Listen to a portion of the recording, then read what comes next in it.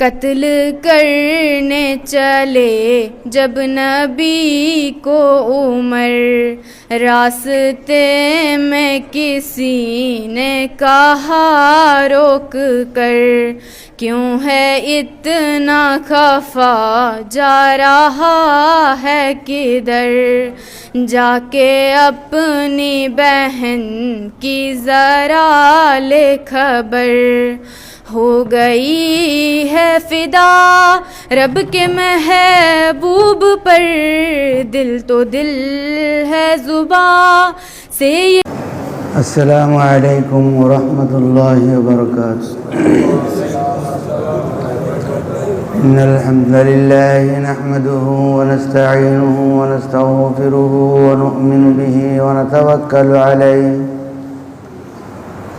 व नऊज़ु बिल्लाहि मिन शुरूरि अनफुसिना व मिन सय्यिआति अअमालिना। من يهد الله فلا مضل له ومن يضلل فلا هادي له،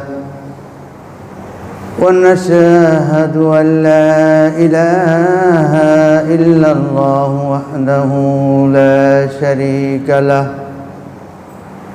ولا نزير له ولا وزير له ولا مثيل له ولا مثيل له ولا مشير له ولا معين له،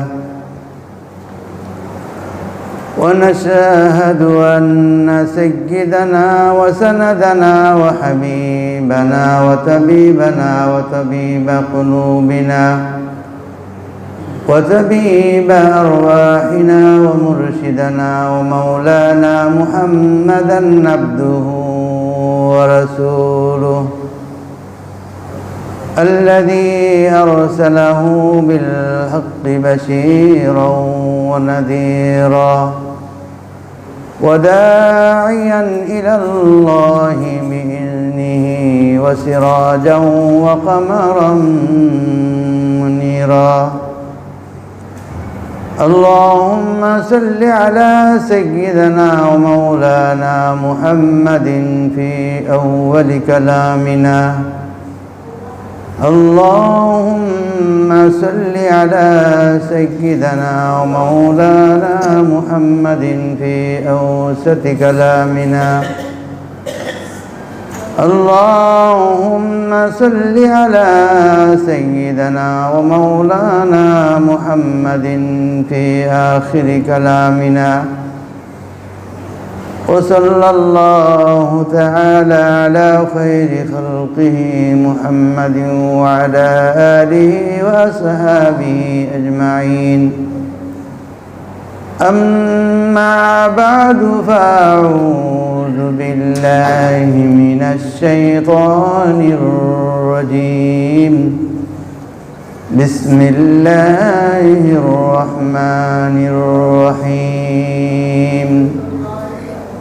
تتجافى جنوبهم عن المضاجع يدعون ربهم خوفا وطمعا ومما رزقناهم ينفقون. صدق الله مولانا العظيم. وقال رسول الله صلى الله عليه وسلم: بعثت فيكم معلما، أو كما قال عليه الصلاة والسلام। उपस्थित मोहतरम हाज़रीन, नहायत काबिल एहतराम मुअज़्ज़ज़ मुसल्लिन कराम, अल्लाह जल्ला शानुहुर लाख कोटी शुक्रिया जल्ला रब्बुल आलमीन আমাদেরকে এই পবিত্র দিনে এবং আল্লাহ রব্বুল আলমিনের কাছে মর্যাদাপূর্ণ দিন জুমাবারে জুমার নামাজ আদায়ের উদ্দেশ্যে আগে আগে উপস্থিত হয়ে দিনই কিছু আলোচনায় আমরা শরীক হওয়ার তৌফিক দান করেছেন। আমরা প্রত্যেকে অন্তরের অন্তঃস্থল থেকে শুকর আদায় করি, আলহামদুলিল্লাহ।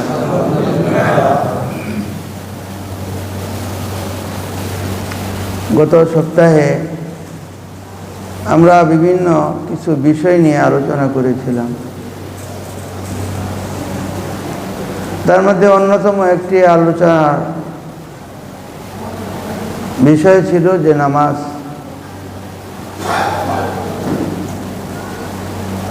নামাজ এর পড়ার বিষয়ে আমরা আলোচনা করেছিলাম।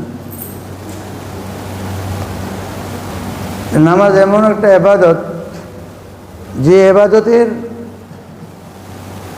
অর্থ হচ্ছে শুধু নামাজ না, নামাজ, রোজা, যাকাত, হজ এবং অন্যান্য আহকামাত, এই সবগুলো নিয়ে হচ্ছে ইবাদত। আর এই ইবাদতের অর্থ হচ্ছে গায়াতুত তাজাল্লুল,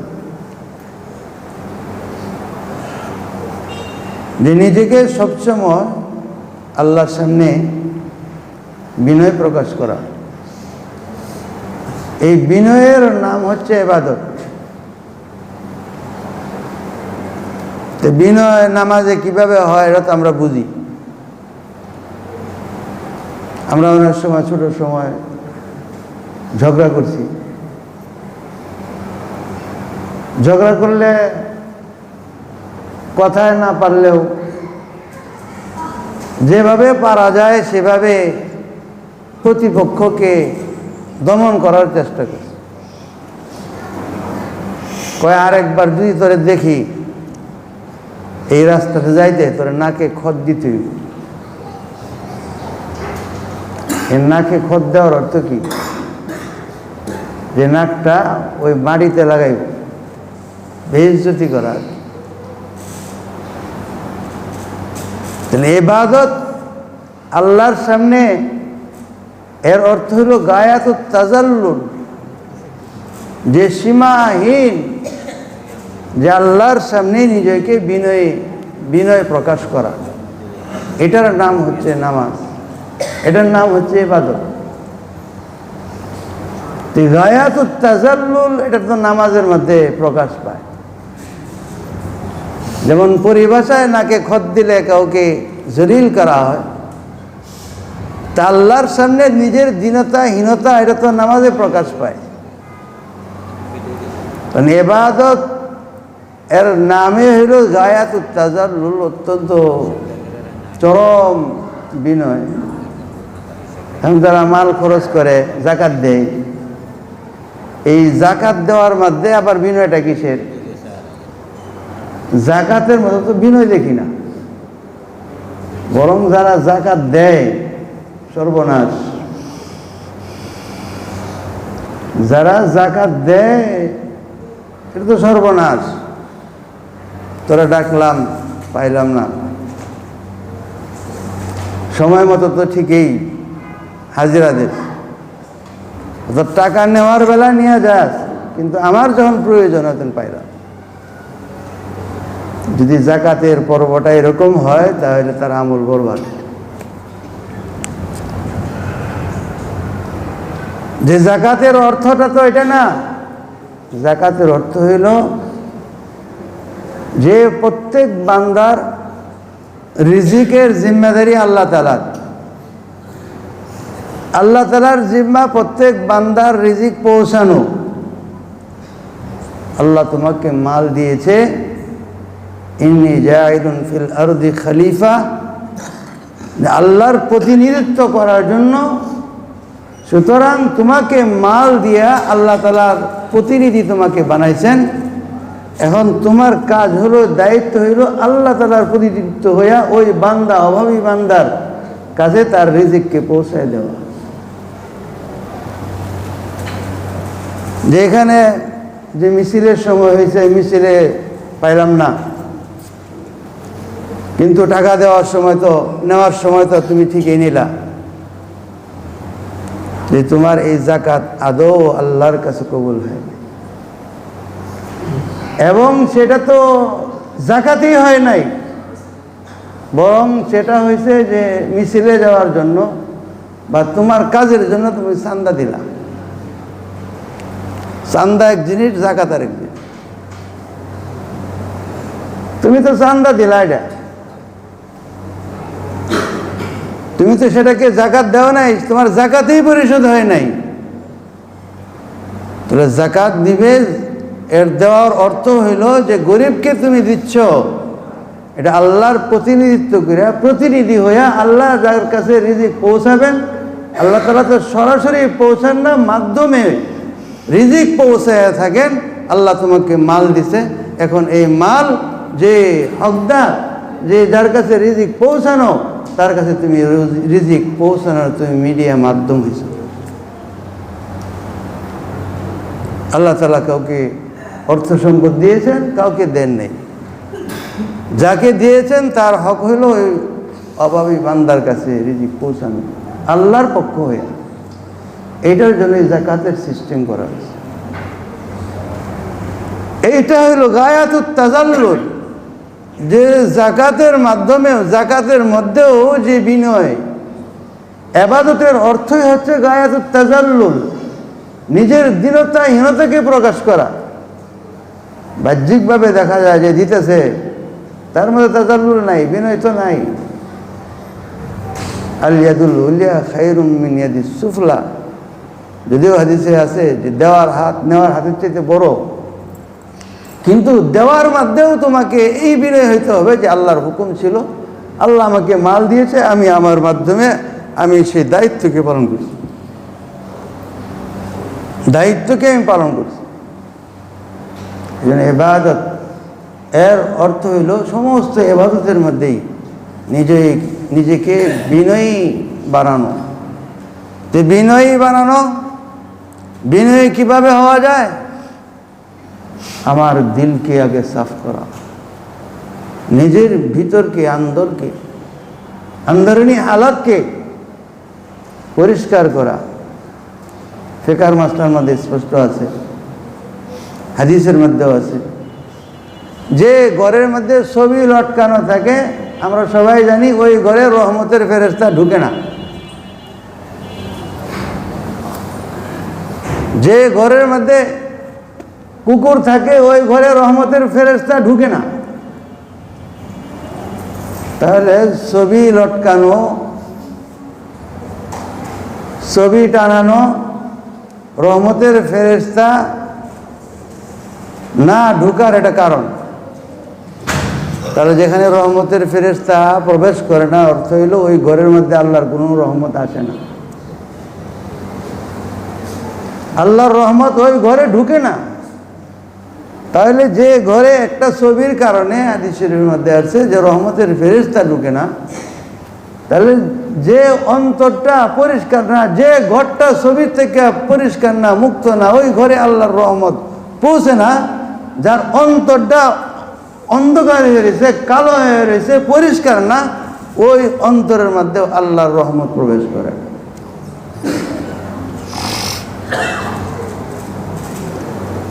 আজ থেকে 150 বছর আগে একটা কবিতা হযরত থানভী রহমতুল্লাহ আলাইহির এক মুরিদ খলিফা, উনি এই কবিতাটা পড়ছিলেন যে হর তামান্না দিল সে রুখসত হো গই, अब तो आजा अब तो खलवत हो गई। হযরত থানভী রহমতুল্লাহ আলাইহি এই কবিতার প্রসঙ্গ নিয়ে তিনি বলছেন যে আমার কাছে যদি এই মুহূর্তে 1 লক্ষ টাকা থাকতো, এই 1 লক্ষ টাকা তোমাকে এই একটা কবিতার জন্য আমি তোমাকে বকশিশ দিয়ে দিতাম। हर तमन्ना दिल से रुखसत हो गई, যে আমার এই অন্তরের মধ্যে দুনিয়ার কোনো কামনা এবং বাসনা, এটার থেকে আমি দিলকে আমি খালি করে দিয়েছি। अब तो आजा अब तो खलवत हो गया अल्लाह, যে অন্তরকে দুনিয়া থেকে আমি একবারে খালি করে দিছি, পরিষ্কার করে ফেলাইছি, এখন আল্লাহ তুমি তোমার রহমত তুমি আমার দিলের মধ্যে এসে যাও। সুবহানাল্লাহ। হলো থানবী রহমতুল্লাহ আলাই আবেগী হয়ে এই ধরনের ঘোষণা দেওয়া দিয়েছে। মানুষটা কি, মানুষ পুলিশ আছে, ব্রিটিশ সে সময় পুলিশ মানুষ, ডেপুটি ইন্সপেক্টর খাজা আজিজুল হাসান মজজুব, আজিজুল হাসান মজজুব রহমতুল্লাহ আলাইহি বড় শায়েরও ছিল, না হলে এরকম কবিতা বের হয়ে গেল। যেমন আমল ছিল এরকমভাবে এলম ছিল, কবি ছিল। খানকা থেকে বাইর করে দিয়েছে। আমি যদি করে বাইর করে দিই বা আমার কেউ যদি বাইর করে দেয়, আমি তো আর এখানে দ্বিতীয়বার তাকাইতাম না। আমার হালত চলে এরকম, দ্বিতীয়বার আর তাকাইতাম না। এটা আমি না, সবাই। তাহলে ওই যুগের মানুষ বের করে দিছে, রাস্তায় গিয়ে বেরিয়েছে। ওখানে কয় যে আপনার ক্ষমতা ছিল ওই যে ঘর পর্যন্ত, ওখান থেকে আপনি বাইর করে দিচ্ছেন, কিন্তু রাস্তার মধ্যে তো আপনার ক্ষমতা নাই। সুতরাং আপনার আওয়াজ আমার কানে ওই রাস্তায় পৌঁছবে, ওখান থেকে আমি বসে বসে আপনার আওয়াজ শুনি। আর কি থাকে এই দিলটা, এই দিলের ভিতরে কিছু আছে, এই জন্য তার মনের থেকে এরকম বেরিয়েছে। দিল কত পরিষ্কার। হর তামান্না দিল সে রুখসত হো গাই, আব তো আজা আব তো খলওয়াত।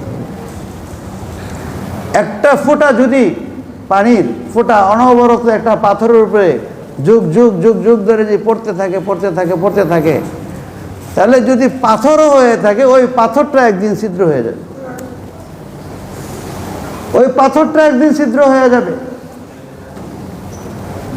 وَإِنَّ مِنَ الْإِجَارَةِ لَمَا يَتَفَجَّرُ مِنْهُ الْأَنْهَارُ।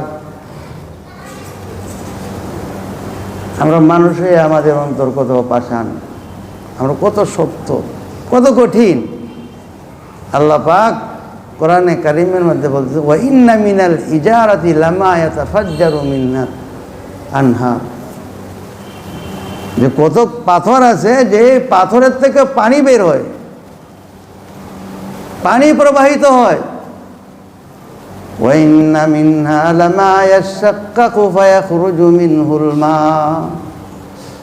কত পাথর তো এরকম আছে যে আল্লাহর ভয়ে তার এই পাথরটা ফেড়ে যায়, তারপরে তার ভিতর থেকে পানি বের হইতে থাকে, তার ভিতর থেকে পানি বের হইতে থাকে। ألم يأن للذين آمنوا أن تخشى قلوبهم لذكر الله। কোরআন শরীফের মধ্যে আল্লাহ তাআলা বলেছেন আলাম ইয়ানি লিল্লাযিনা আমানু আন তাখশা কুলুবুহুম লিযিকরিল্লাহ। মুমিনদের কি সময় আসে নাই? আন তাখশা কুলুবুহুম লিযিকরিল্লাহ, যে আল্লাহকে স্মরণ করার জন্য তাদের অন্তর নরম হবে, বিগলিত হবে। এই সময় কি আসে নাই? যে অন্তর আল্লাহর জিকির থেকে গাফেল, এই অন্তরকে বলা হয় মরা।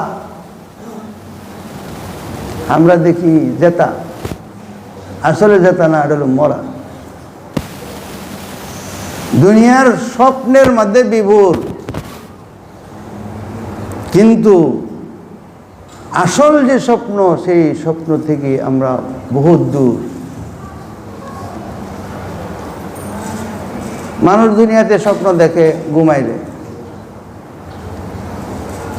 খুব বেশি দিন আগের কথা না, তো কিছুদিন আগেও ছিল, বেচারা মারা গেছে। ভারতের রাষ্ট্রপতি ছিল মুসলমান, এপিজে আব্দুল কালাম। হ্যাঁ, বলছে যে মানুষ ঘুমের থেকে যে স্বপ্ন দেখে এটা স্বপ্ন না। স্বপ্ন হইল যে স্বপ্ন মানুষকে ঘুমাইতে দেয় না, সেটা হলো স্বপ্ন। মানুষকে যে স্বপ্ন ঘুমাইতে দেয় না, সেটা হলো স্বপ্ন।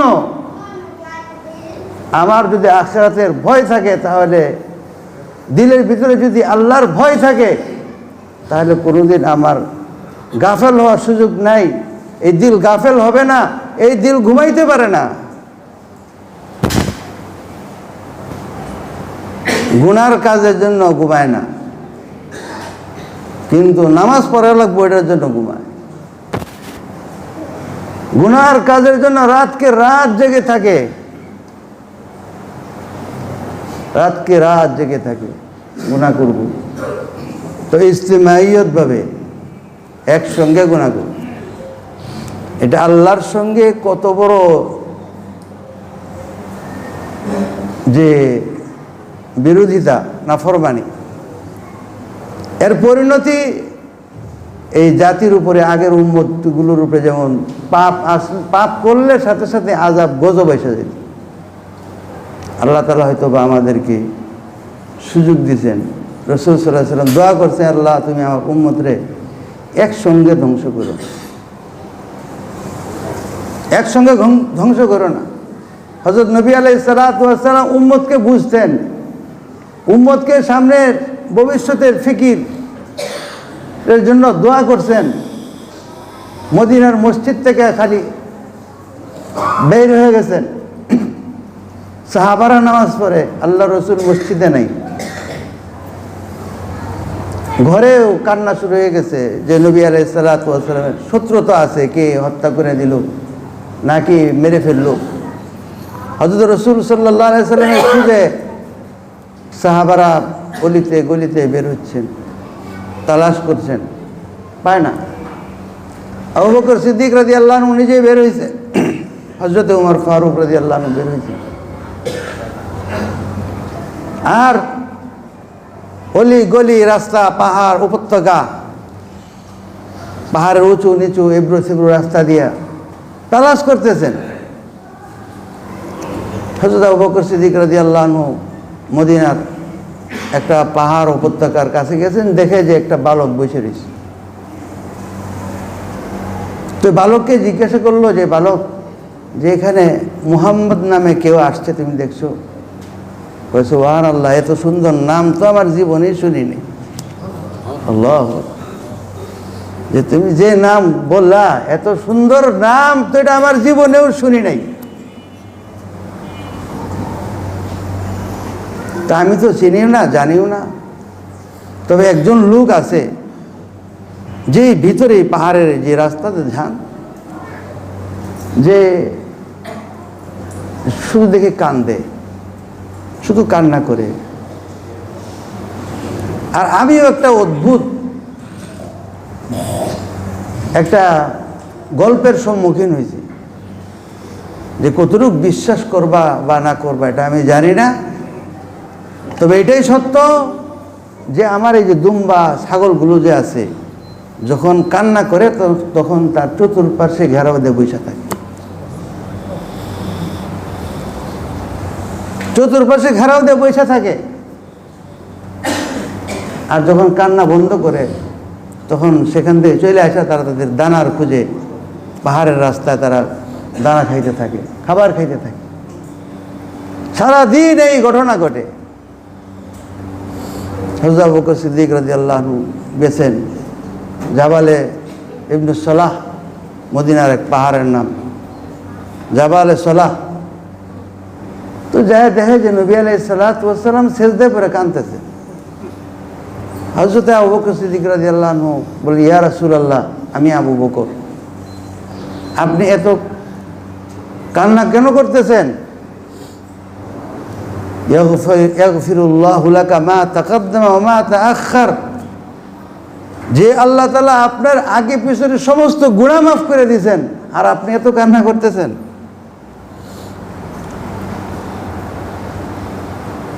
যে হযরত আবু বকর সিদ্দিক রাদিয়াল্লাহু আনহুকে হযরত নবী আলাইহিস সালাতু ওয়াস সালাম জবাব দিলেন, আবু বকর, যতক্ষণ পর্যন্ত আমার আল্লাহ আমাকে এই ঘোষণা না দিবেন যে আমার উম্মতের ক্ষমা মাফ করে দেওয়া, ততক্ষণ পর্যন্ত আমি এখানে আল্লাহর সামনে আমি সিজদায় পড়ে থাকব।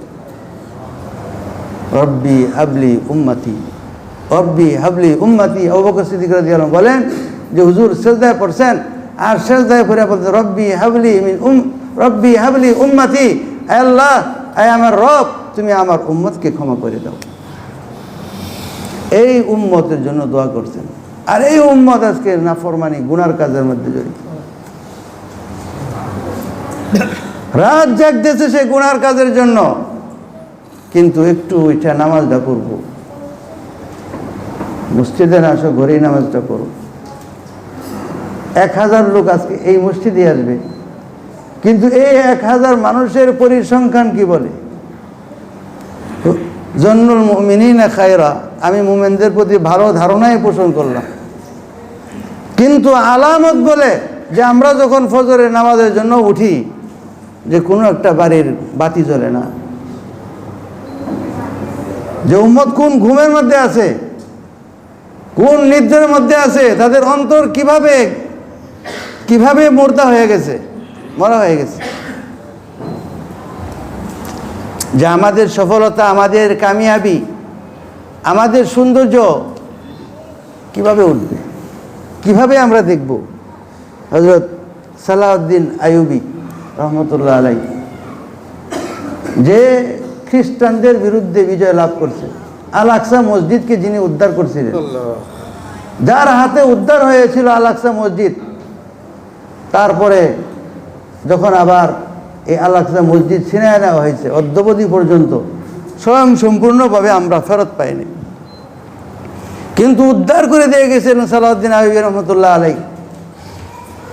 যে যখন খ্রিস্টানরা তাদের নৌবহর পাঠায় দিয়েছে, খবর আসছে, আর মুসলিম সমর্থ খুব অল্প, বাহিনী পরিমাণ খুব কম, একটা নৌবহর আসা মানে কি, যে তারা অস্ত্র শস্ত্র সরঞ্জাম সব কিছু নিয়ে তারা উপস্থিত, এখন শুধু আমাদের উপরে আক্রমণ করবে, হামলা করবে।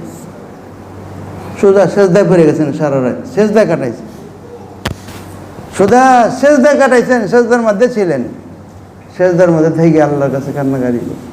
সকাল হয়েছে, ফজর নামাজ পড়ছেন, সকালবেলা একটু হাঁটার জন্য রাস্তায় বের হয়েছেন, দেখেন এক বুজুর্গ দাঁড়ায় রয়েছে,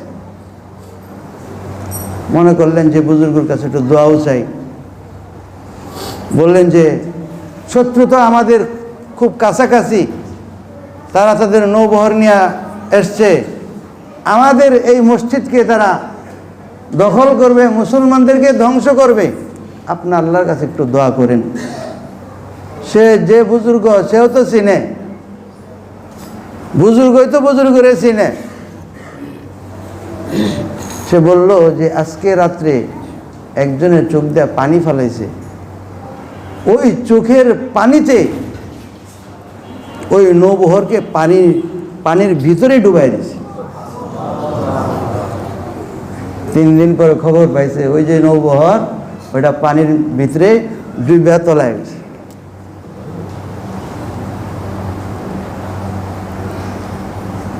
তাতাজাফা জুনুবুহুম আনিল মাদাজি'i,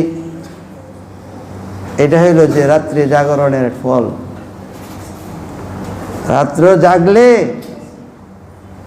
রাত জাগলে দুনিয়ার কত সমস্যা আসবে, সমস্ত সমস্যা কিন্তু আল্লাহ দূর করে দিতে পারে। এক সালাউদ্দিন আইয়ুবী রাত্রে জাগছে আর চোখ দিয়ে পানি ফেলাইছে, পানি জড়াইছে, শত্রুকে শুধু চোখের পানি দিয়ে ভাসায় দিছে। ইয়াদউনা রাব্বাহুম খাউফান ওয়া তামা,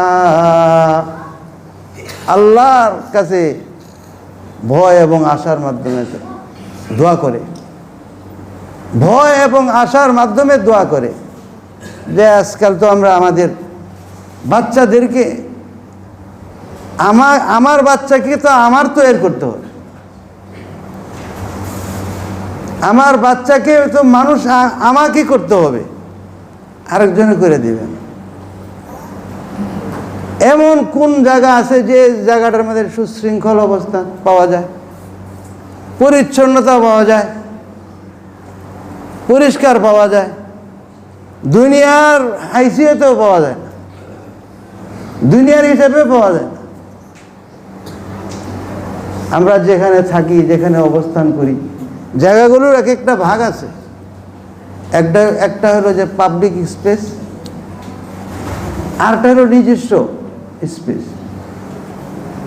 আমার নিজস্ব স্পেস, তার একটা পরিচ্ছন্নতা একরকম, পাবলিক স্পেসের পরিচ্ছন্নতাটা আরেক রকম। যে মনে করেন যে আমি আমার চা পানের অভ্যাস, পান খাই, ছেড়ে দিতে পারি, এটা আমার জন্য কোনো জরুরি বিষয় না। কিন্তু পান খাইলাম, পান খাওয়ার পরে দেয়া যে আমি আমার ঘরের মধ্যেই যে বেসিন আছে, যে পিকটা ফালায় বেসিনটা নষ্ট করলো, এটা অনেকগুলো কালার হয়ে গেল। কারণ আমার দায়িত্ব হইল যে পরবর্তী যে আসবে, আমি যেরকম পরিচ্ছন্ন পাইছিলাম এরকম পরিষ্কার পরিচ্ছন্ন যেন আমার পরে যে আসে ব্যবহারের জন্য সেও যেন এরকম পায়। আমাদের মসজিদের টয়লেটগুলো আছে, আমি নিজেও এটার পরীক্ষিত। এখানে আমাদের শিখার আছে, বুঝার আছে যে আসলে কতটুকু যে শিক্ষা আমি আমার ঘর থেকে পাইলাম, বা আমার ঘরে কতটুকু শিক্ষা আমার আছে।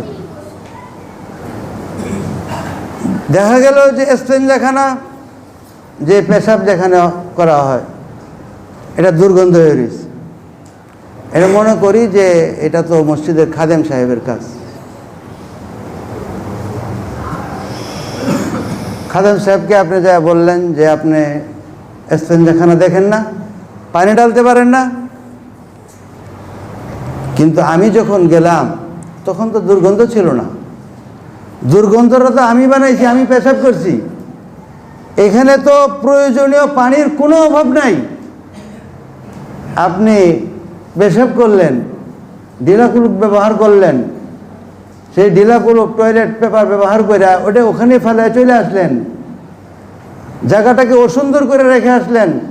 আপনি যখন গেছিলেন তখন তো এটা এরকম ছিল না।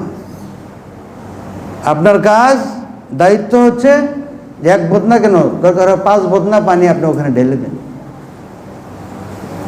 আপনি বাথরুম করেছেন, বাথরুমটা তো আপনি পরিষ্কার পাইছেন। তাহলে আপনি যেরকম পরিষ্কার পাইছেন, পরিষ্কার পাওয়ার পরে আপনার বাথরুম করার জন্য রুচিসম্মত একটা টয়লেট পাওয়ার পর আপনার সুন্দর একটা টয়লেট হবে, এমন একটা জায়গা আপনি পাইছেন যেখান থেকে গ্রান বের হচ্ছে। আপনি যখন প্রথম গেছেন, কিন্তু আপনি কি করলেন, আপনি ওখান থেকে বের হয়ে চলে আসলেন। এখন কোথায় পেনের কোন জায়গায় ময়লা লেগে রয়েছে, যদি ময়লা থাইকা থাকে দেখা যায়, দৃশ্যমান, পরবর্তী একজন লোক ঢুকবে। তা আপনি তো এরকম অবস্থায় গেছিলেন না। আপনি তো গেছিলেন স্বচ্ছ, পরিষ্কার, পরিচ্ছন্ন, দুর্গন্ধমুক্ত একটা টয়লেটে গেছিলেন। আর আপনি ওই টয়লেটটাকে ভাসমান, দৃশ্যমান ময়লা রেখে আপনি চলে আসছেন। বোঝা গেল যে আপনার ভিতরে সাফাই নেই, পরিচ্ছন্নতা নেই। আপনার ঘরেও পরিচ্ছন্নতা আপনাকে শিখায় নাই, আপনি শিখেন নাই। আপনার তো এই টয়লেটের মধ্যে পানি 1 বদনা 2 বদনা না, বালতিকে বালতি পানির ব্যবস্থা আছে। আমি যেরকম পেয়েছি ওই রকম অবস্থায় টয়লেটটাকে আমি রেখে আসবো, যে আমার পরবর্তীতে যে আসবে সে যেন আমার মতোই স্বাচ্ছন্দ্য বোধ করে, এইভাবে সে তার হাজতকে সে পুরা করতে পারে। এটাই হলো শিক্ষা। আজকাল বাচ্চারা আন্দোলন করে, শিক্ষার কোনো খবর নাই, রাস্তাঘাটে লাফালাফি করে, শিক্ষার কোনো খবর নাই। পিতামাতার উচিত তাদেরকে আসল জিনিস, আসল শিক্ষা দেওয়া। বলতে গেলে ওয়াজ বেহেই জানে, বক্তব্য আপনারাও জানেন। কোরআনের প্রথম যে আয়াত নাজিল হয়েছে, আমি যদি বলি আপনারা সবাই বলতে পারবেন। প্রথম শব্দটা কি বের হয়েছে আপনারা সবাই বলতে পারবেন, কিন্তু এখানে বুঝনেওয়ালা কতজন আছে? প্রথম ওহী কি হয়েছে? ইকরা, পড়ো।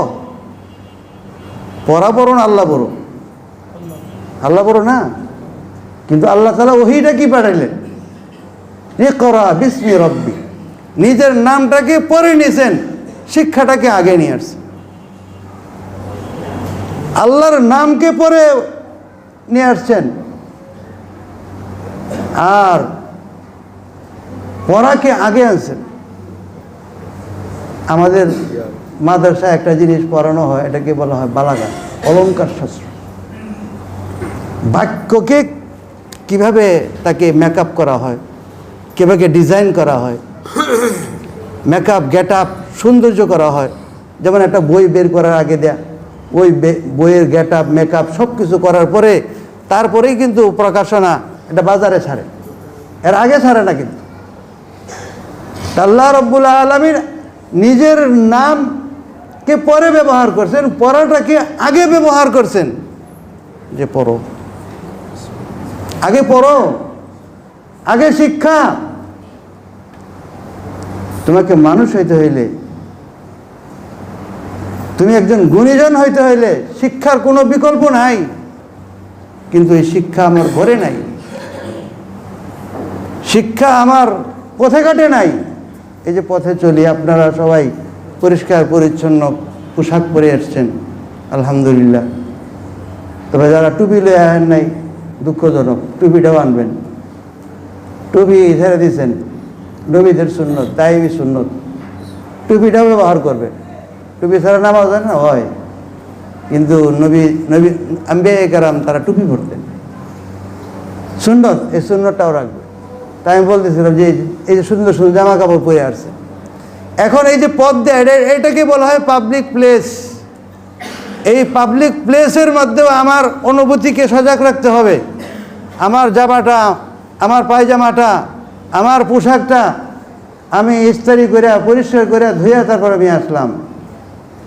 বর্ষাকাল, রাস্তা কোথাও পানি জলাবদ্ধতা আছে, জমে রয়েছে, আপনি হুন্ডাতে যাইতেছেন, আপনার স্পিড 100 ওই পানির উপরে যখন আপনি গেলেন তখন ওই পানিটা কোথায় যায়?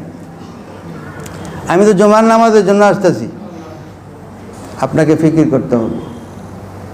আপনি পাবলিক প্লেসের মধ্যে আরেকজনকে আপনি অসুবিধায় ফেলায় দিবেন, এই অধিকার আপনার নাই। আপনাকে অ্যাভয়েড করতে হবে ওই জায়গা, অথবা স্লো করতে হবে যে আরেকজনের শরীরে পানি না যায়। তো আমি তো আবার প্রাইভেট কারের মধ্যে আছি, প্রাইভেট কার এসি করা আছে, সুন্দর সাহেব আমি বসা আছি, ড্রাইভার গাড়ি চালাইতেছে, আমার কোনো চিন্তা নাই। তো বৃষ্টি নামছে, আপনি বাজারে যাচ্ছেন বা জুমার নামাজের জন্য আসতেছেন, আর আপনার প্রাইভেট গাড়িটা টানতেছে, আর ওই পানি ছিটাইয়া দুই ধারে যত মানুষের, সমস্ত মানুষের শরীরে যাইতেছে, আর মানুষ আপনাকে বকতেছে। আপনি তো মনে করতেছেন, খুব খুশি হইতেছেন যে আমি তো গাড়ির ভিতরে আছি, আমার শরীরে কোনো পানি পড়ে না, কোনো ময়লা পড়ে না। আপনার ভিতরে গরম, আপনি গরমি দেখান। কয় বছর বাঁচবেন? 75 বছর। 75 বছর কয়েকদিন মাত্র, 3500 সপ্তাহ হইলে 75 বছর হয়। 75 বছর কয়দিন? অঙ্কটা করেন, 3500 সপ্তাহ। এটা কি খুব বিরাট বড় একটা সংখ্যা? সীমিত সময়ের জন্য আল্লাহ দুনিয়াতে দিছে, সীমিত সময়ের জন্য দিছে। আপনার ঘরের স্পেস যেরকমভাবে আপনার ওই স্পেসকে ঠিক রাখার দায়িত্ব আছে, মসজিদ যেমন পাবলিক প্লেস, এখানেও যেমন আপনার দায়িত্ব আছে, রাস্তা যেমন পাবলিক প্লেস সেখানেও আপনার দায়িত্ব আছে, প্রত্যেকটা জায়গায় আপনার দায়িত্ব আছে। দেখা যায় যে দাওয়াত খাইতেছি, খানা খাইতেছি, যে একটা ছেলে তার প্লেটকে সুন্দর করে পরিষ্কার করে খাইলো, আর একটা ছেলে তার খাওয়ার ভিতরে কোনো সলিকা নাই, কোনো সৌন্দর্য নাই, সে কি খাইলো, কিছু ফালাইলো, কিছু রাখলো, হ্যাঁ, আরেকজনের দেখতে এটা অভক্তি লাগে, এমন অবস্থা রেখে গেল। বুঝতে হবে তার ঘরের মধ্যে তাকে এই তালিমটা দেওয়া হয়, এই তালিমটা তাকে দেওয়া হয় নাই। যে এটা শুধু যে মসজিদের হুজুরে শিক্ষা দিবে এরকম, এটা মাদ্রাসায় শিক্ষা দিবে এরকম, আমার ঘরেও আমাকে আমার এই দায়িত্বটা পালন করতে হবে, এই তালিমে শিক্ষা দিতে হবে। তুমি খানা খাইতেছ, তোমার যে প্লেটটা সেটাকে পরিষ্কার করে খাও। প্লেট পরিষ্কার করে খাওয়া, এটা হলো নবীজির সুন্নত। এখন যদি বলি নবীজির সুন্নত, কেউ আছে নবীর নাম শুনলে সেগুলো আগুন ধরে যে শিখায় পারিস।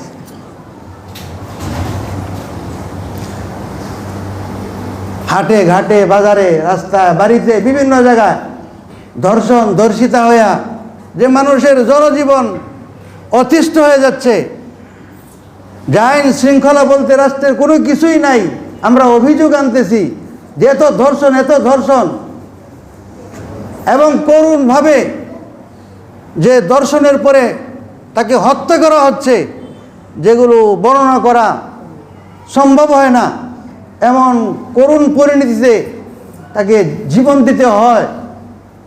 তখন বলে যে এরা যেমন অপরাধ করছে এরকমভাবে এদেরকেও এভাবে কষ্ট দেওয়া, হত্যা করা উচিত।